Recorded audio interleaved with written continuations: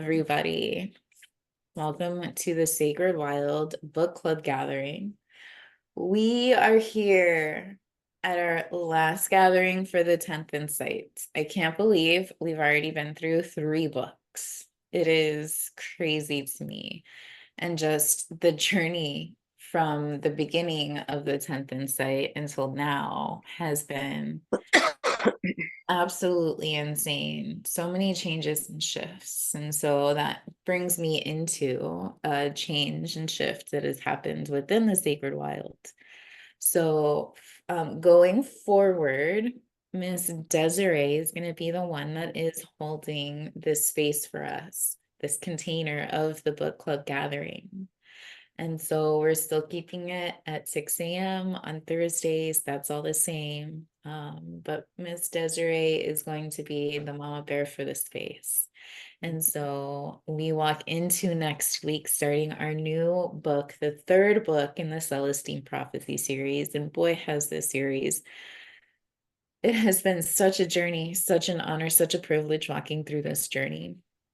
And just really, really stepping into understanding the dynamics of what working in and living in energy truly is, and how to live in coherence with it, in support of it, and allowing it to support us instead of controlling and manipulating, but truly being in surrender to the energy and trusting the energy, right?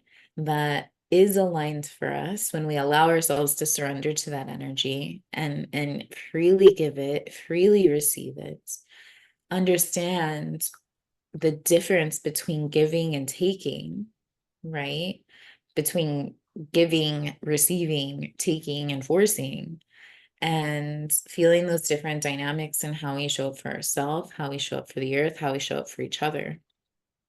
And it has been such a remarkable experience to actually live it in real time as we are walking through this book together. And so I'm really excited to see what comes with this new book that we walk into, and shifting into a different person holding space for us in this container. And so just thank you, Des, for being willing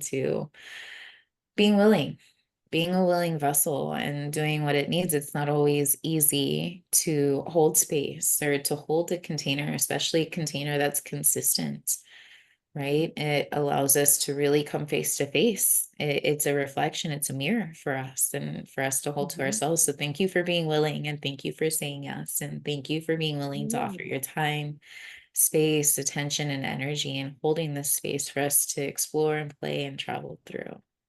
Yeah, thank you for having me. It's an honor. It really is. I'm just very pleased to be here. I really am. Yeah. It helps me go throughout my day. It's calming, this first hour of the morning and doing the book club and reading books that align with all of us, Yeah, it's beautiful. Thank you for having me. Thank you for being here. Mhm. It is such a gift, isn't it, to be able to start our days like this? Yeah, And yep. And like, hold that space for ourselves. yeah, Hmm. and like we were just talking before we came online and before we start recording, but like doing these things, right? This is what allows us to go out and give in such a deep way, right? Because we Hmm. give to ourselves first. We give Hmm. to ourselves, and whether that's meditating or sleeping or being in this space with each other and connecting or doing yoga or an ice bath or whatever that looks like, whatever choosing us and supporting ourselves looks like in that given moment, right? Hmm. That's all that matters. And then we can step out into this world from a free space. Having chosen ourselves already, we no longer need anybody to choose us. So we don't have Hmm. to manipulate anybody. We don't have to control anybody. We get to truly walk out in a free space. Hmm. And then I know that you know that when I show up for you, it's because I'm choosing to. I'm not trying to get Hmm. anything from you. I choose to show up here because Hmm. I want to. It serves and supports me. I wouldn't Yeah. if it didn't, and Hmm. vice versa. you can trust that, like, when I say no, it's truly because the only reason I would say no is because I have to choose and support me, and that Mm-hmm. isn't in alignment with that at that moment. Yep. But again, it has nothing to do with you, Mm-hmm. right? And so Oh yeah. it really does allow us to shift our journey, our Mm-hmm. relationships, everything, Yeah. just an hour a day. Yeah. It's always okay to say no. Always. Never really feel bad. I Yeah. mean, everybody has a hard time saying no at times and feeling that guilt because we say no. But it doesn't have to be that way. You could feel okay to say no. It is Yeah, totally okay to say no, it is you know. celebrated. And I had started saying, like, Mhm. I used to say, when I would ask questions, especially like when it may be with a new person or something, I would ask a question and say, and I used to say, and no is completely accepted, right? But now I say, and no is a celebrated answer, right? Mhm. So like asking these things. And honestly, like I don't ask anymore unless I'm in a space to be able to celebrate the no. Mhm. Because if I can't celebrate the no just as much as I celebrate the yes, then I'm not going to ask. I'm not in a Mhm. space to be ready to ask. Yeah. And so, yeah, I started sharing that. And no is a celebrated answer here, Mhm. you know, because it is hard to say no sometimes. It is hard to choose ourselves, Mhm. right? And so, like, even right now, like taking a moment and celebrating Paul, choosing himself, even when he knows it may cause shifts and changes and struggle or pain in Mhm. others, like knowing that you have to choose yourself for you, Mhm. and like doing that is one of the most deepest profound expressions of honor and respect to the sacred wild, to me, to everybody in his life. Yeah, So yeah, absolutely. please go take care of yourself, please go choose yourself, Mhm. and Yep. thank you for not choosing us out of obligation. Mhm. Thank you for not choosing us because you have to and for no other reason. Mhm. Like your no, his no allows us to honor, trust, and celebrate his yes. Yeah. To know that when he says yes, it is real. It is not from obligation. It's not because he Mhm. feels he has to. It's not because it's on the schedule, so he has to show up. No, it's because he is a full fuck yes, a full body Mhm. fuck yes. Yeah. Yep. So, like, so beautiful to be able to witness that. Mhm. Always put yourself first, Yes. always. And that's okay to do that. There's It's nothing wrong with beautiful. doing yeah. It's celebrated. It's necessary. It's literally what we're here to do. Mhm. Ah, Mm. It's all right. beautiful. We So do we miss only you have though, a Paul. few pages. Huh? I said we do miss you though, Paul. Yes. All right. Yeah. So we just got a few pages. We got about 10 pages to go and we All are right, done. So sweetness. I'm gonna jump right in, and we're on the last chapter called Holding the Vision. 20 minutes later, we were standing on the hill above the falls. The owl had followed, calling out periodically, and had stationed itself 50 feet to our right. In front of us, the pool glistened in the moonlight, muted only by wisps of fog that drifted along its surface. We waited for 10 or 15 minutes without speaking. Look, there, David said, pointing. Among the rocks to the right of the pool, I could make out several figures.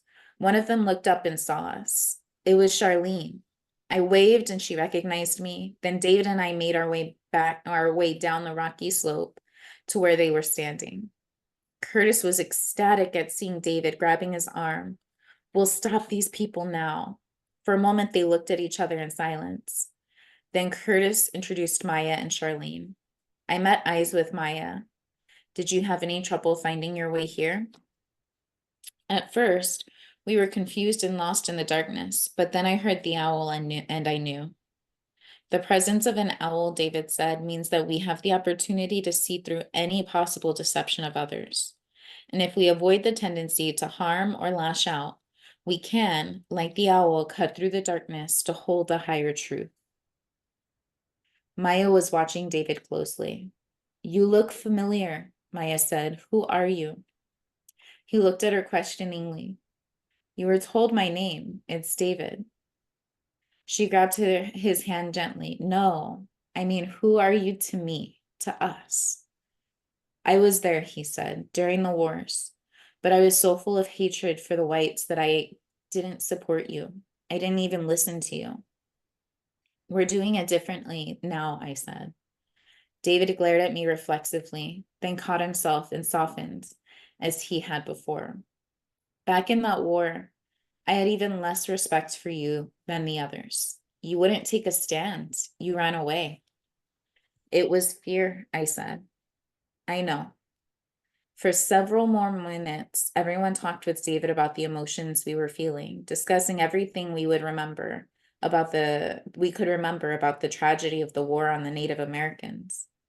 David went on to explain that his soul group was made up of mediators and that he had come this time to work through his anger at the European mentality and then to work for the spiritual recognition of all indigenous cultures and the inclusion of all people.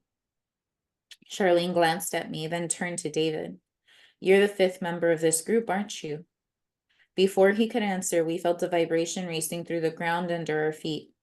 It sent irregular ripples across the surface of the pool, accompanying the tremor was another eerie, melodious whine that filled the forest. Out of the corner of my eye, I saw flashlights moving on the hill 50 feet above us. They're here, Curtis whispered. I turned to see Feynman at the edge of an overhang, directly above our heads. He was adjusting a small dish antenna on what looked like a portable computer. They're going to focus on us and try to fine-tune the generator that way, Curtis said. We've got to get out of here. Maya reached over and touched his arm. No, please, Curtis. Maybe it will work this time. David moved closer to Curtis, then said lowly, It can work.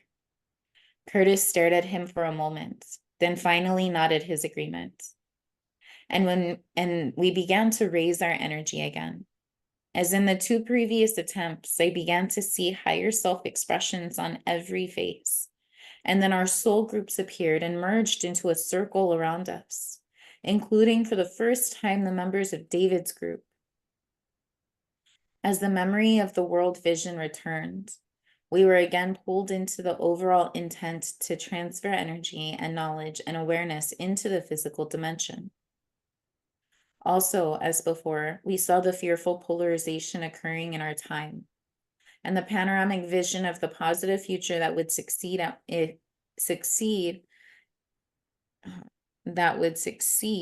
once the special groups formed and learned how to intercede, how to hold the vision. Suddenly, another tremor shook the ground violently. Stay with the vision, Maya shouted. Hold the image of how the future can be. I heard a fissure tear through the ground to my right, but I kept my concentration. In my mind, I again saw the world vision as a force of energy that was emanating outward from our group in all directions and pushing Feynman back away from us, defeating the energy of his fear.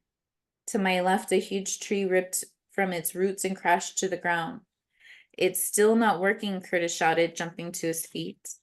No, wait, David said. He had been deep in thought, and now he reached out and grabbed Curtis, pulling him down beside him. Don't you see what's wrong? We're treating Feynman and the others as if they are enemies, trying to push them back. Doing that actually strengthens them because they have something to fight against. Rather than fighting them with the vision, we have to include Feynman and the operatives in what we're visualizing. In reality, there are no enemies. We're all souls in growth, waking up. We have to project the world vision toward them as though they are just like us. Right there, right? That's that peace. Mm-hmm. This whole concept, like the way we've been walking through the wars and the genocides and the abuse and the rapes and the all of this, right? When we come with the judgment and the anger and the hate and trying to force our vision on them or force them out of our experience or whatever the case is, we are coming at them with the same energy that we are trying to stop. Mm-hmm. It's separation. That's the difference, right? When we come at it from this space of, it's this phrase that came to me when I was in this community last year of, I stand for all life while standing against none. What does that mean? What does that look like? How do I walk through this world? How do I walk through this life?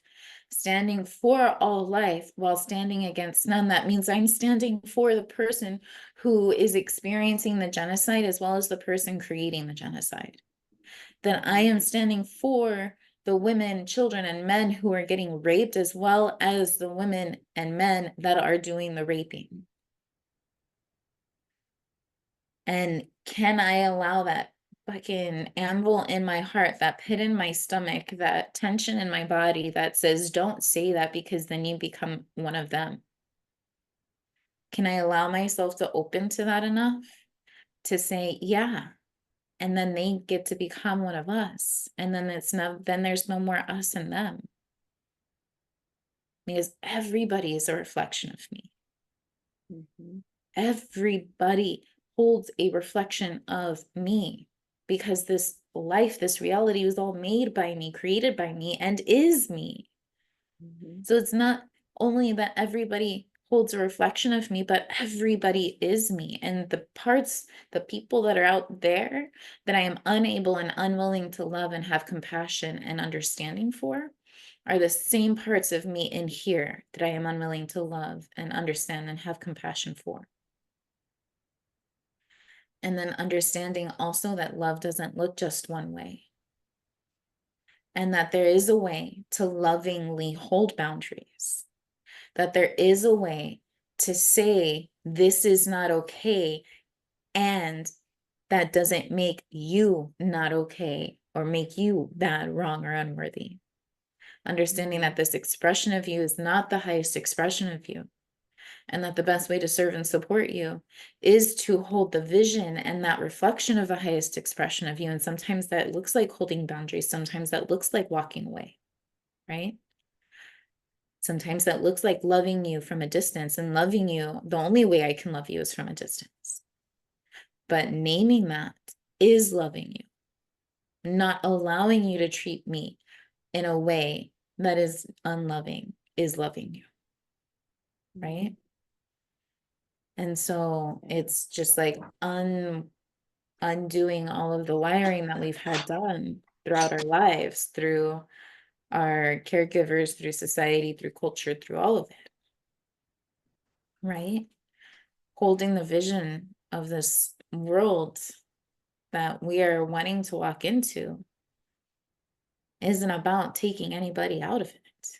Mm-mm. No. It's about including everybody in it, Yeah. even the ones that we hate, Mm-hmm. even the ones that we blame and judge, Yeah. even the ones that hold the reflection that we don't want to see. Mm-hmm. Yeah, it's very hard. Um, when I get my passengers and I've before I would push, push, push, but now it's just like I'm like, okay, I'm just gonna let them be. I'm gonna let them be them because they are them, and then I start to think of stuff and I'm like, what are you doing? You used to do that too, Yeah, you know? yeah. That reflection, Mm-hmm. what are you doing starting to say stuff when you're right there, Des? You're right there in that same position. So just stop, you Yeah, know? and you get stopped in your tracks, and Mhm. you're able to think, and you're like, okay, have compassion for this person. Don't don't hold any negative towards them because they have it, you know? Yeah, what Um, did I need when I was in that space? Did I need somebody yeah. to try and fix me? Hmm. Or did I just need somebody to hold space for me and accept me and Yep. reflect back to me that I am whole and worthy just as I am? Hmm. So sometimes it is hard to hold that energy, but you have to, and you just gotta, It let them can. be them, you know? I mean, Yeah, but that goes back to the beginning conversation we had that if we find ourselves unable to hold that vision, unable to come with compassion and understanding, hmm, unable to come without trying to fix something, then that's our indication that we need to give time. We need to give to ourselves, yeah. right? When we start giving and it takes from our cup, right? We all have our cup. Hmm. And we're taught that once the cup's empty, then we've earned the right to fill it up. But the truth is, no. When we allow ourselves to fill our cup to its overflowing, and then we give from that overflow, it doesn't take from us. That's how it's free. Well, because Hmm. we don't need it, because I've already filled up my cup, right? But when we start to give and it starts taking from our cup, the moment our cup is not overflowing is the moment we should be taking care of ourselves and tending to ourselves. Hmm. Not when it's empty, but when it's no longer overflowing. Hmm. And Yeah. so that's that piece, going right back to choosing ourselves so we can be a Hmm. reflection of that to everybody. Yeah. Yeah. Mm. Mm. I suddenly recalled seeing Feynman's birth vision. Now it all made perfect sense. The view of hell, understanding the obsessive trance states that humans use to ward off fear, seeing the ring of souls as they tried to intervene, and then observing Feynman's original intention. He is one of us, I shouted. I know what he intended to do. In actuality, he came to break through his need for power. He wanted to prevent the destruction that could be caused by the generators and the other new technology. He saw himself meeting with us in the darkness. He's the sixth member of this group. Oh my God, I just got goosebumps. Maya leaned forward. This works just like in the process of healing. We have to hold, we have to image him remembering what he is really here to do. She glanced at me. That helps break the fear block, the trance at every level. As we began to concentrate on including Feynman and his men, our energy leapt forward. The night became illuminated, and we could clearly see Feynman, the two men on the hill. The slow group seemed to move more closely into focus, appearing more human-like, while at the same time we became more luminescent, like them. From the left, more soul groups seemed to be joining. It's Feynman's soul group, Charlene said, and the soul group of the two men with them. As the energy increased, the massive hologram of the world vision again encircled us. Focus on Feynman and the others the way we focused on each other, Maya shouted. Visualize that they remember. I turned slightly and faced the three men. Feynman was still working furiously at his computer. The other two men the hologram encircled them as well, especially the image of each person awakening at this historical moment to his or her true purpose. As we watched, the forest was cast in a perceptible field of swirling amber energy, which seemed to pass through Feynman and his associates. Simultaneously, I saw the same wisps of white light that had protected Curtis and Maya and me hovering over the men. And afterward, the white streaks of light grew in size and began to emanate outward in all directions, disappearing finally into the distance. After a few minutes, the ground tremors and strange sounds stopped.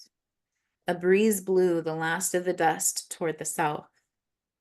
One of the men stopped watching Feynman and eased away from us into the trees. For several seconds, Feynman continued to work on his keyboard, then gave up in frustration. He looked down at us and picked up the computer, cradling it gently with his left arm. With the other hand, he pulled out a handgun and began to walk our way. The other man, armed with an automatic weapon, followed. Don't let go of the image, Maya cautioned. When they were 20 feet away, Feynman set the computer down and punched at the keyboard again, keeping the pistol ready. Several large rocks, loosened earlier, broke free and crashed into the pool. You didn't come here to do this, Charlene said softly. The rest of us focused on his face. The operative, keeping his weapon aimed at us, walked closer to Feynman and said, "We can't do anything else here. Let's go." Feynman waved him off, then began typing angrily again. "Nothing is working," Feynman yelled at us. "What are you doing?" He looked at the operative. "Shoot them," he screamed. "Shoot them." For an instant, the man looked coldly at us. Then, shaking his head, he backed away and disappeared into the rocks. "You were born to prevent this destruction from happening," I said. He dropped the gun up to his side and stared at me. For an instant, his face lightened, appearing exactly as I had seen it during his birth vision. I could tell he was remembering something. Seconds later, a look of fright swept across his face, turning quickly into anger. He grimaced and held his stomach, then turned and retched onto the rocks beside him. Wiping his mouth, he raised the gun again. "I don't know what you're trying to do to me, but it won't work." He took several steps forward, then seemed to lose energy. The gun fell to the ground. "Doesn't matter, you know. There are other forests. You people can't be at all of them. I'm going to make this generator work. Do you understand? You're not taking this away from me." He stumbled backward a few feet, then turned and ran into the darkness. When we reached the hill above the bunker, a great wave of relief swept through the group. After Feynman had left, we had cautiously made our way back to the site of the experiment, not knowing what we would find. Now, as we looked, the bunker area was aglow with dozens of truck lights. Most of the vehicles bore the insignia of the Forest Service, although the FBI was represented along with the local sheriff's department. I crawled forward several more feet on the crest of the hill and looked closely to see if anyone was being interrogated or held in any of the cars. They all looked empty. The door of the bunker was open and officers seemed to be going in and out as if investigating a crime scene. "They've all left," Curtis said, leaning forward on his knees and gazing past the trunk of a large tree. "We stopped them." Maya turned and sat down. "Well, at least we stopped them here. They won't try the experiment again in this valley." "But Feynman was right," David said, looking at the rest of us. "They can go to some other place, and no one will know." He stood up. "I've got to go in there. I'll tell them the whole story." "Are you crazy?" Curtis said, walking up to them. "What if the government is part of this?" "The government is just people," David replied. "Not all of them are involved." Curtis stepped up closer. "There has to be another way. I'm not letting you go in there." "There will be someone in there, in one of those agencies, who will listen to us," David said. "I'm sure of it." Curtis was silent. Charlene was leaning on a rock several feet away and said, "He's right. Someone could be in just the right position to help." Curtis shook his head, grappling with his thoughts. "That might be true, but you'll need someone with you who can accurately describe the technology." "That means you'll have to go too," David said. Curtis managed to return a smile. "Okay, I'll go with you, but only because we have an ace in the hole." "What?" David asked. "A guy that we left tied up back in a cave." David put a hand on his shoulder. "Come on, you can tell me about it on the way. Let's see what happens." After anxious goodbyes to the rest of us, they moved away to the right to approach the bunker site from another direction. Suddenly, Maya whispered loudly for them to wait. "I'm going too," she said. "I'm a physician. People know me in the area. You might need a third witness. The three of them looked at Charlene and me, obviously wondering if we might join them as well. Not me, Charlene said. I think I'm needed elsewhere. I also declined and asked them not to mention us. They agreed and then walked away toward the lights. Left alone, Charlene and I met eyes. I recalled the deep feeling I had experienced toward her in the other dimension. She was taking a step toward me, about to speak, when both of us detected a flashlight 50 yards to our right. Carefully, we moved deeper into the trees. The light changed position and headed right toward us. We kept still and low to the ground. As the light approached, I began to hear a lone voice, someone apparently talking to himself. I knew this person. It was Joel. I caught Charlene's eye. I know who it is, I whispered. I think we should talk to him. She nodded. When he was 20 feet away, I called out his name. He stopped and shined his light toward us, recognizing me immediately. He walked over and crouched down where we were. What are you doing out here? I asked. There's not much left back there, he replied, pointing toward the bunker. There's an underground laboratory over there that has been completely cleaned out. I thought I would try to go to the falls, but when I go out there in the dark, I changed my mind. I thought you were leaving the area, I said. You were so skeptical. I know, I was going to leave, but I had a dream that disturbed me. I thought I'd better stay and try to help. The Forest Service people thought I was crazy, but then I ran into a deputy from the county sheriff's department. Someone had sent him a message, so we came out here together. That's when we found this laboratory. Charlene and I looked at each other. Then I briefly told Joel about the confrontation with Feynman and the eventual outcome. They were creating that much damage, Joel asked. Was anyone hurt?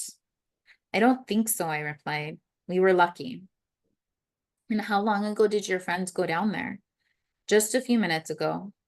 He looked at both of us. You're not going in yourselves? I shook my head. I thought it would be better if we watched how the authorities handle all this without their knowing.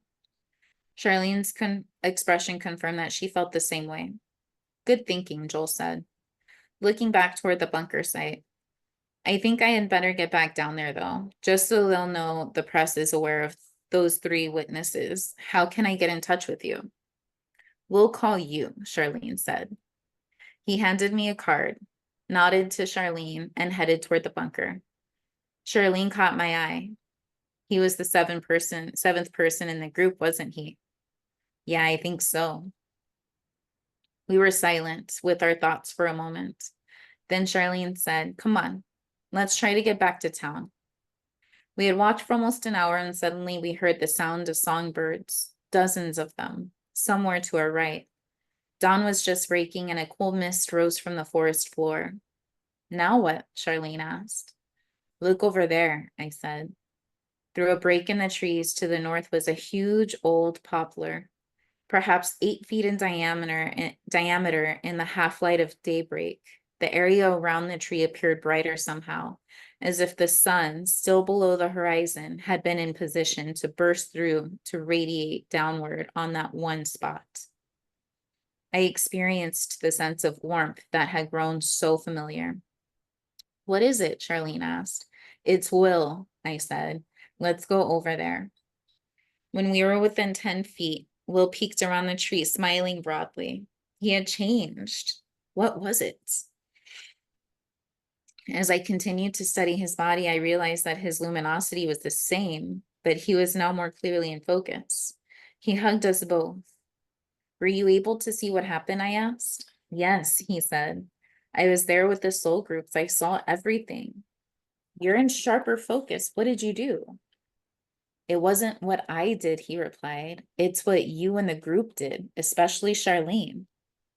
What do you mean? Charlene asked. When the five of you increased your energy and consciously remembered most of the world vision, you lifted this whole valley into a higher vibratory pattern. It rose closer to the vibratory level of the afterlife, which means that I now appear clearer to you as you appear clearer to me. Even the soul groups will become more readily visible in this valley now. I looked hard at Will. Everything you've seen in this valley, everything that has happened, it's all the 10th insight, isn't it? He nodded. These same experiences are occurring to people all over the planet. After we grasp the first 9 insights, each of us is left at the same place, trying to live this reality day to day, in the face of what seems to be a growing pessimism and divisiveness all around us. But at the same time, we are continuing to gain a greater perspective and clarity about our spiritual situation, about who we really are. We know we are awakening to a much larger plan for planet Earth. The 10th insight is about maintaining our optimism and staying awake. We're learning to better identify and believe in our own intuitions, knowing that these mental images are fleeting recollections of our original intention, of how we wanted our lives to evolve. We wanted to follow a certain path in life so that we could finally remember the truth that our life experiences are preparing us to tell and bring this knowledge into this world. We are now seeking our lives from the higher perspective of the afterlife. We know that our individual adventures are occurring within the context of the long history of human awakening. With this memory, our lives are grounded, put into context. We can see the long process through which we have been spiritualizing the physical dimension and what we have left to do. We'll pause momentarily and move closer to us. Now we will see if enough groups like this one come together and remember. If enough people around the world grasp the 10th, if enough people in the world grasp the 10th, as we have seen, it is now our responsibility to keep the intention to ensure the future. The polarization of fear is still rising. And if we are to resolve it and move on, each of us must participate personally.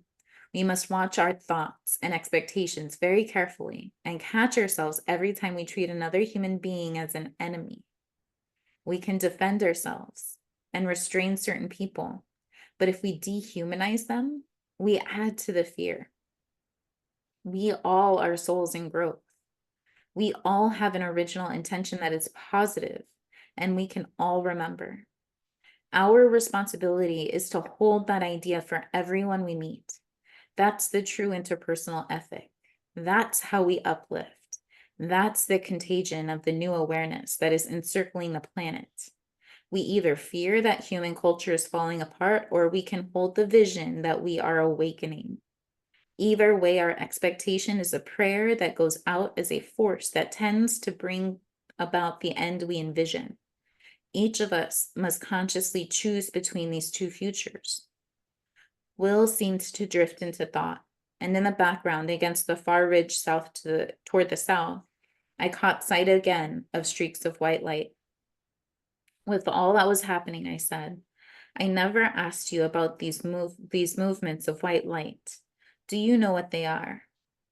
Will smiled and reached out and gently touched both their shoulders. They're the angels, he said. They respond to our faith and vision and make miracles. They seem to be a mystery even to those in the afterlife. At that moment, I was seized by a mental image of a community somewhere in a valley much like this one. Charlene was there and others, including many children. I think we are supposed to understand the angels next. Will continued, gazing out toward the north as if seeing an image of his own. Yes, I'm sure of it. Are you two coming? I gazed at Charlene, whose look confirmed that she had seen the same vision as I. I don't think so, she said. Not right now, I added. Without speaking, Will pulled us into a brief embrace, then turned and walked away. At first, I was reluctant to let him go, but I remained silent. A part of me realized this journey was far from over. Soon, I knew, we would see him again.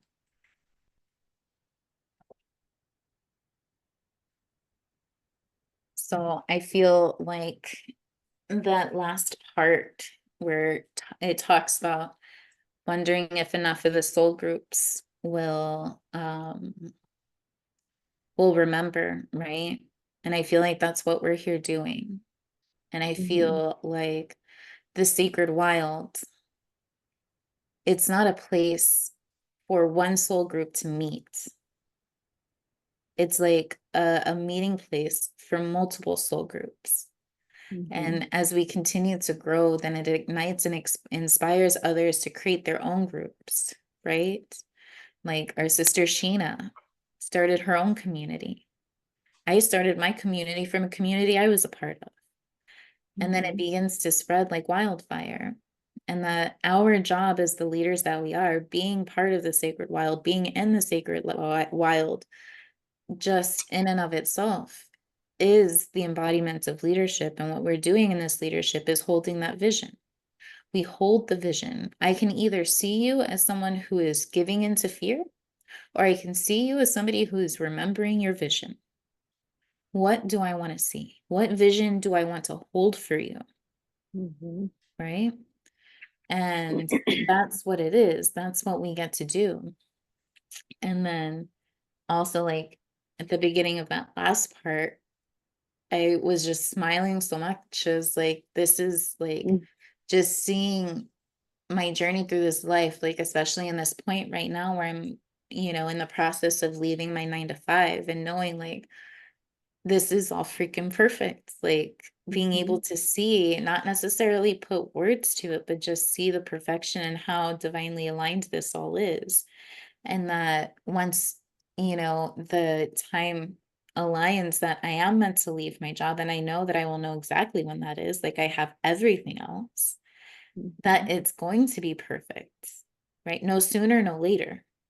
There's no forcing, there's no resisting anymore.